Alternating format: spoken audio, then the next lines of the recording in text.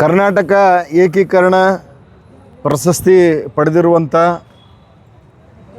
ಏನು ಚಡಚಣ ತಾಲೂಕಿನ ಇಂಚಿಗೇರಿ ಮಠ ಏನಿದೆ, ಆ ಮಠದ ಸಂಪ್ರದಾಯವನ್ನು ಕಲಬುರಗಿಯಲ್ಲಿ ಅನೇಕರು ಅಂದರೆ ಜಿ ಬಿ ಮಂಗಳಗಟ್ಟಿಯವರಾಗಿ, ಆಮೇಲೆ ದತ್ತಾತ್ರೇಯ ಹಾಸಿಲ್ಕರು ಮತ್ತು ಅವ್ರ ಮಂತ್ಯಂದವರು ಬಹಳ ವರ್ಷಗಳಿಂದ ಈ ಒಂದು ಸಂಪ್ರದಾಯವನ್ನು ಈ ಕಲ್ಯಾಣ ಕರ್ನಾಟಕನಲ್ಲಿ ಆಚರಣೆ ಮಾಡ್ತಾ ಬರ್ತಾ ಇದ್ದಾರೆ.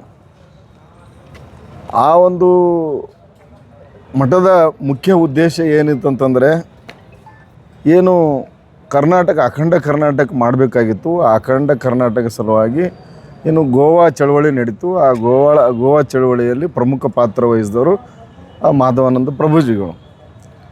ಅವರ ಆದಿಯಾಗಿ ಜಗನ್ನಾಥ ಮಹಾರಾಜರು, ಆಮೇಲೆ ಈಗಿರ್ತಕ್ಕಂಥ ರೇವಣಸಿದ್ದೇಶ್ವರ ಮಹಾರಾಜರು ಎಲ್ಲರೂ ಸೇರಿ ಆ ಸಂಪ್ರದಾಯವನ್ನು ಕರ್ನಾಟಕದ ಬೆಂಗಳೂರಿನಲ್ಲಿ ಮತ್ತು ಕಲಬುರಗಿಯಲ್ಲಿ ಮತ್ತು ಉತ್ತರ ಪ್ರದೇಶದಲ್ಲಿರ್ತ ಗೋವಾ ರಾಜ್ಯದಲ್ಲಿ, ಆಮೇಲೆ ಉತ್ತರ ಪ್ರದೇಶದ ಆಗ್ರಾದಲ್ಲಿ ಎಲ್ಲ ಕಡೆಗೂ ಕೂಡ ಬ್ರಾಂಚಸ್ ಇವೆ.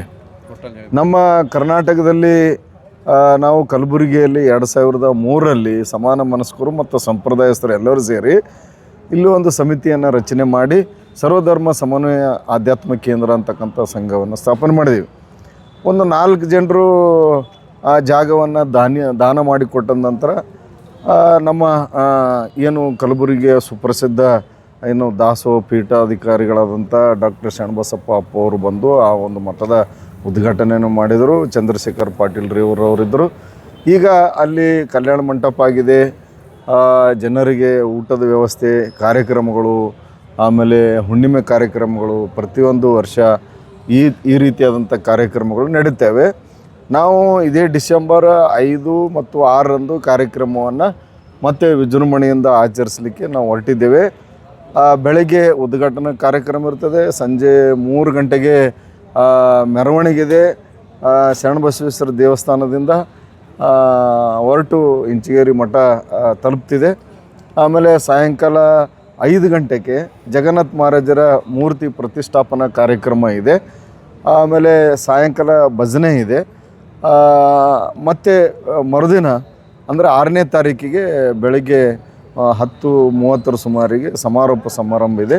ಈ ಒಂದು ಕಾರ್ಯಕ್ರಮಕ್ಕೆ ದತ್ತಾತ್ರೇಯ ಪಾಟೀಲ್ ರೇವೂರವರು, ಅಲ್ಲಂಪ್ರಭು ಪಾಟೀಲ್ ಶಾಸಕರು, ಆಮೇಲೆ ಬಸವರಾಜ್ ಮತ್ತಿಮೂಡು ಶಾಸಕರು, ಆದಿಯಾಗಿ ಎಲ್ಲ ಧರ್ಮದ ಗುರುಗಳು ಇದರಲ್ಲಿ ಭಾಗವಹಿಸ್ತಿದ್ದಾರೆ. ಅತ್ಯಂತ ಒಂದು ಅರ್ಥಗರ್ಭಿತವಾದಂಥ ಒಂದು ಕಾರ್ಯಕ್ರಮ. ಇಲ್ಲಿ ಜಾತ್ಯತೀತತೆಗೆ ಹೆಸರು ಆಗಿರ್ತಕ್ಕಂಥದ್ದು. ಆಮೇಲೆ ಇಲ್ಲಿ ಜಾತಿ ಭೇದ ಇಲ್ಲ. ಆಮೇಲೆ ಅಂತರ್ಜಾತಿ ವಿವಾಹಗಳು ನಡೆಸ್ತಕ್ಕಂಥದ್ದು ಒಂದು ಮೂಲ ಪರಂಪರೆ ಆಗಿರೋದರಿಂದ ಆ ಒಂದು ಸಂಪ್ರದಾಯವನ್ನು ನಾವು ಕೂಡ ಕಲಬುರಗಿಯಲ್ಲಿ ಮುಂದುವರ್ಸ್ಕೊಂಡು ಬರ್ತಾಯಿದ್ದೀವಿ. ಅದಕ್ಕಾಗಿ ತಮ್ಮ ಮುಖಾಂತರ ನಾವು ಕೇಳಿಕೊಳ್ಳೋದಿಷ್ಟೇ, ಈ ಒಂದು ಕಾರ್ಯಕ್ರಮಕ್ಕೆ ನೂರಾರು ಸಂಖ್ಯೆಯಲ್ಲಿ ಬಂದು ಭಾಗವಹಿಸಿ ಯಶಸ್ವಿ ಮಾಡಿಕೊಡ್ಬೇಕಂತೇಳಿ ತಮ್ಮ ಮುಖಾಂತರ ನಾವು ವಿನಂತಿಸ್ಕೊಳ್ತಾ ಇದ್ದೇವೆ. ಅಂತರ್ಜಾತಿ ವಿವಾಹೇತರ ಕಾರ್ಯಕ್ರಮ ಯಾವಾಗಲೂ ನಡೀತಾ ಇರ್ತವೆ. ಸಾಮೂಹಿಕ ವಿವಾಹಗಳು ನಡೀತವೆ. ಈ ಕಾರ್ಯಕ್ರಮದಲ್ಲಿಲ್ಲ. ಈ ಕಾರ್ಯಕ್ರಮದಲ್ಲಿಲ್ಲ. ಹಾಗೇನಾದರೂ ಗೊತ್ತಾದವರು ಬಂದರೆ ಈ ಒಂದು ಕಾರ್ಯಕ್ರಮದಲ್ಲಿ ನಾವು ಅಂತರ್ಜಾತಿ ವಿವಾಹಗಳನ್ನು ಮಾಡ್ತೀವಿ. ಈಗಾಗಲೇ ಜಯದ್ರ ಶೃಂಗೇರಿ ಅವರ ಅಣ್ಣನ ಮಗಂದು ಮದುವೆನೂ ಮಾಡಿದ್ದೀವಿ. ನಾವು ಅಲ್ಲಿ ಅಂತರ್ಜಾತಿ ವಿವಾಹ ಮಾಡಿದ್ವಿ. ಮತ್ತು ಬೇರೆಯವರು ಬಂದರೂ ಕೂಡ ಅಂತರ್ಧರ್ಮೀಯ ವಿವಾಹಗಳೂ ಮಾಡಿದ್ದೀವಿ. ಸ್ವತಃ ನಮ್ಮ ಮಠದ ಗುರುಗಳು ಮುಸ್ಲಿಂ ಅವ್ರಿಗೆ ಕೊಟ್ಟು ಮದುವೆ ಮಾಡಿದ್ದು ಉದಾಹರಣೆ ಇದೆ.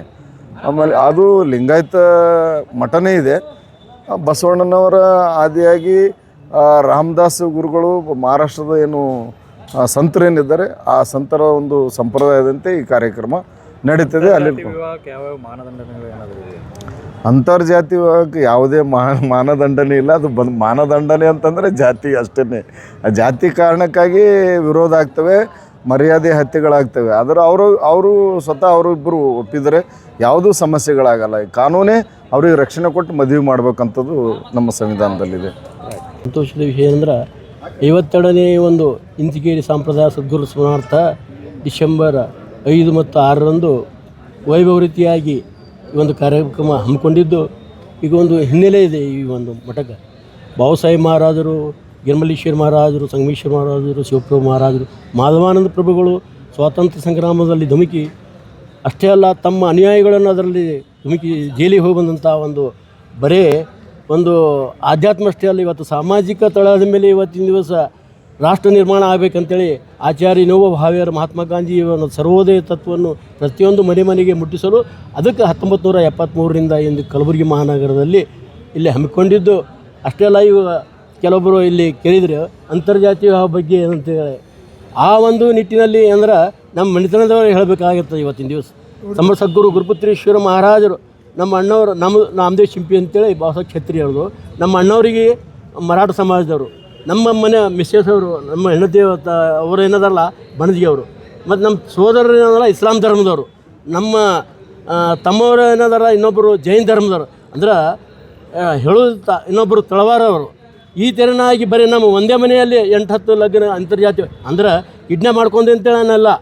ಆದ್ರೆ ಅವ್ರ ತಂದೆ ತಾಯಿಗೆ ವಿಶ್ವಾಸ ತಗೊಂಡು ಈ ಮದುಮಕ್ಕಳು ತಾಯಿ ತಂದೆ ವಿಶ್ವಾಸ ತೆಗೆದುಕೊಂಡು ಯಾವ ರೀತಿಯಾಗಿ ಅಣ್ಣ ಬಸವಣ್ಣವರು ಏನು ಶಿವಶರಣ ರಾಜ ಬಯಸಿದ್ದರು ಅದನ್ನು ಮಾದರಿಯಾಗಿ ಮಾಧವಾನಂದ ಪ್ರಭುವರು ಈ ಸದ್ಯದಿರತಕ್ಕಂಥ ರೇವಣಸಿದ್ದೇಶ್ವರ ಮಹಾರಾಜರು ಮುನ್ನಡೆಸ್ಕೊಂಡು ಹೊಂಟಾರ. ಅದು ಅಲ್ಲದೆ ಯಾವ ರೀತಿಯಾಗಿ ಜಗನ್ನಾಥ ಮಹಾರಾಜರು ಪ್ರತಿಯೊಂದು ಓಣಿಗೆ ಇವತ್ತು ಸ್ಲಂಬೋಳು ಇರಲಿ ಅಥವಾ ಬಲ್ಲಿದವರು ಇರಲಿ ಅಲ್ಲಿ ಹೋಗಿ ಅವರು ಯಾವಾಗಲೂ ಖಾದಿ ವಸ್ತ್ರ ಜಗನ್ನಾಥ ಮಹಾರಾಜರು ಖಾದಿ ಉಡುಪ ಸಾದಾ ಕೌದಿ ಮೇಲೆ ಕೊಂಡ್ರವರು ಎಲ್ಲರೂ ನೋಡಿ ಸಮರ್ಪಕವಾಗಿ ಅವ್ರು ಏನು ಸ್ವೀಕಾರ ಮಾಡ್ತಾರೆ ಸರ್ವರಿಗೂ ಸಮಬಾಳು ಸರ್ವರಿಗೂ ಸಮಪಾಲು ಅನ್ನುವಂಥದ್ದನ್ನು ಸದುದಿಸಿಟ್ಕೊಂಡು ಅವರ ಏನು 2004ರಲ್ಲಿ ಆಶ್ರಮವನ್ನು ನಿರ್ಮಾಣ ಮಾಡಿದ್ರು ಜ್ಞಾನೇಶ್ವರಮ್ಮ. ಇವತ್ತಿನ ದಿವಸ ಅವರ ಶಿಲಾ ಮಂಟಪದಲ್ಲಿ ಇವತ್ತಿನ ದಿವಸ ಅವರ ಮೂರ್ತಿ ಪ್ರತಿಷ್ಠಾಪನೆಯು ಕೂಡ ಇವತ್ತು ಅದ್ದೂರಿಯಾಗಿ ಮಾಡಬೇಕಂತೇಳಿ ನಮ್ಮ ಎಲ್ಲ ಕಮಿಟಿಯವರು ಸದಸ್ಯರು ಕೂಡ್ಕೊಂಡು ಈ ಒಂದು ಕಲಬುರಗಿ ನಾಡಿನ ಶರಣರಲ್ಲಿ ಯಾವ ರೀತಿಯಾಗಿ ಶರಣರು, ಸಂತರು, ಮಹಂತರು, ಸೋಫಿ ಸಂತರು, ಬುದ್ಧರು ಅನ್ನುವಂಥ ನಾಡಿನೊಳಗೆ ನಾವು ನೀವೆಲ್ಲ ಕಡೆ ಆಧ್ಯಾತ್ಮದೊಳಗೆ ಹೋಗುವಂಥ ಬುದ್ಧಿ ಆ ಸದ್ಗುರುಗಳು ದಯಪಾಲಿಸಲಿ ಅಂತೇಳಿ ಈ ಒಂದು ಕಾರ್ಯಕ್ರಮ ಹಾಕ್ಕೊಂಡಿದ್ದು. ಎಲ್ಲರಿಗೂ ನಮಸ್ಕಾರ.